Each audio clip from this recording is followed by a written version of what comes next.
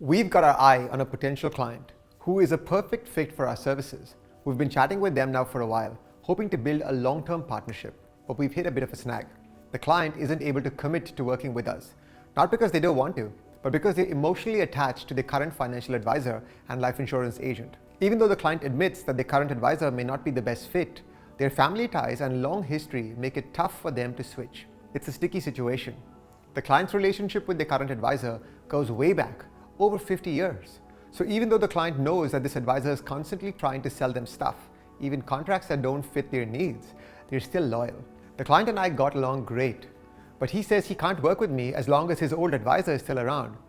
This is a tough one because it's completely out of my hands. Over the years, this person has consistently sought my counsel. Whenever he receives a proposal from his old advisor, he turns to me for evaluation and improvement. I've consistently provided him with solutions, guiding him on whether the proposed plan aligns with his needs or not. Thanks to this strong rapport, he not only values my expertise, but also actively introduces me to high-caliber individuals whom he believes would be an excellent match. He has never sought anything in return. No referral fees, no gifts, expressions of gratitude, or any other expectations. This genuine connection led to valuable introductions. One notable instance being the introduction to Siddarth. The introduction was framed around Siddarth's need for precisely tailored life insurance. The introducer said to us, Siddarth needs insurance coverage, but he's clueless about how to go about it. He's been agonizing over this decision for ages. Can you help him out? And he told Siddarth, forget your bankers and your other advisors, just talk to Rickson. He's the right guy. He'll take the time to explain everything in a way that you'll understand. So the introducer connected us with Siddarth in June of last year. We started from scratch, educating him about the different insurance options, carefully evaluating his needs, and crafting a plan that's perfect for him. We were advised by the introducer that this would be a time-consuming process, and Siddarth indeed took his time to deliberate. He was right. It wasn't until a year and a half later that he completed all the necessary paperwork and documentation, finally taking the plunge and securing his life insurance policy of $5 million. I share this story for two reasons.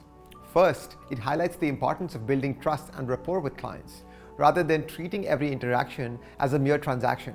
Strive to establish long-lasting relationships. Instead of focusing solely on products or revenue, prioritizing the quality of interactions with individuals can lead to significant long-term success.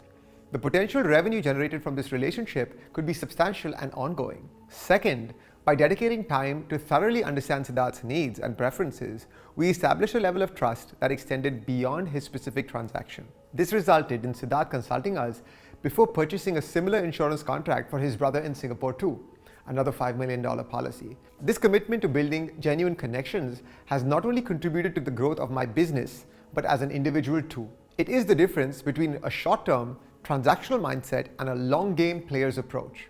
The long game isn't about winning every single time. In fact, it is detrimental to the long game. The long game is about showing up and serving, cultivating that trust, those relationships, so that you can enjoy long-term sustained growth rather than a quick flash, a winning streak that lasts a few weeks or months. The question is, which one are you playing? Are you in this for the quick wins or the long game?